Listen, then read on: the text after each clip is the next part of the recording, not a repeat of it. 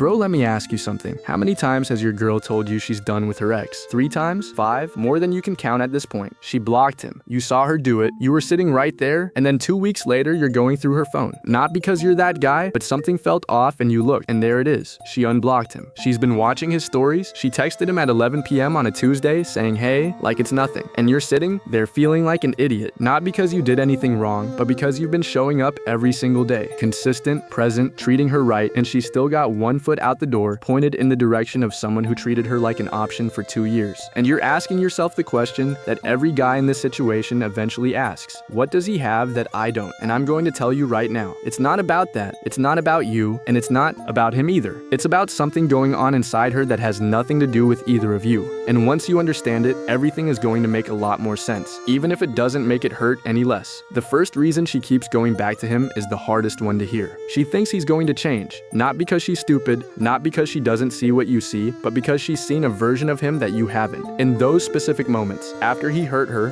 badly enough that he thought he was going to lose her for good, she's seen him become completely different, soft, apologetic, the guy she originally fell for. And her brain holds on to that version like it's proof that he's capable of being better. So every time she thinks about fully letting go, about actually being done, that version of him shows up in her memory and the timer resets. And what kills you is that you're already the guy she's waiting for him to become. You're already consistent. You're already present. You're already treating her the way she says she wants to be treated. But you didn't come with the history. And the history is what her brain keeps going back to. The second reason she can't leave him alone is something that's going to make you look at her phone differently. She grew up romanticizing exactly this kind of pain. Every playlist she listens to, every video on her timeline, every situationship aesthetic she saved at 2 a.m., all of it told her that intense, chaotic, painful love is the most real kind of love, that the push and pull means something, that if it doesn't hurt a little, it's not deep enough. So when he hurt her, her brain didn't file it under red flag. It is filed under passionate, under complicated, under the kind of love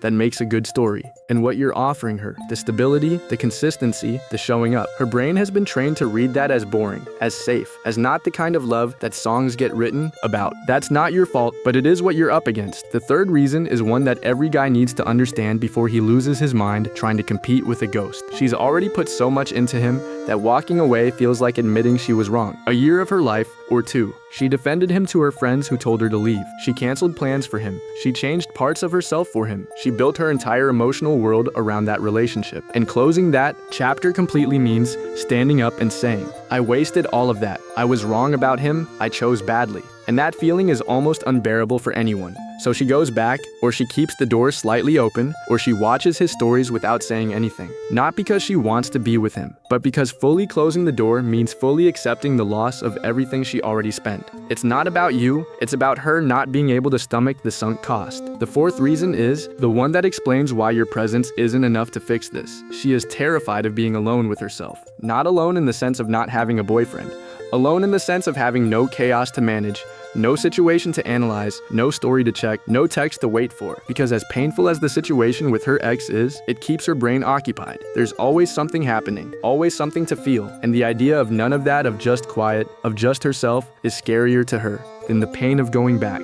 And I know that's hard to hear when you're right there offering her something real.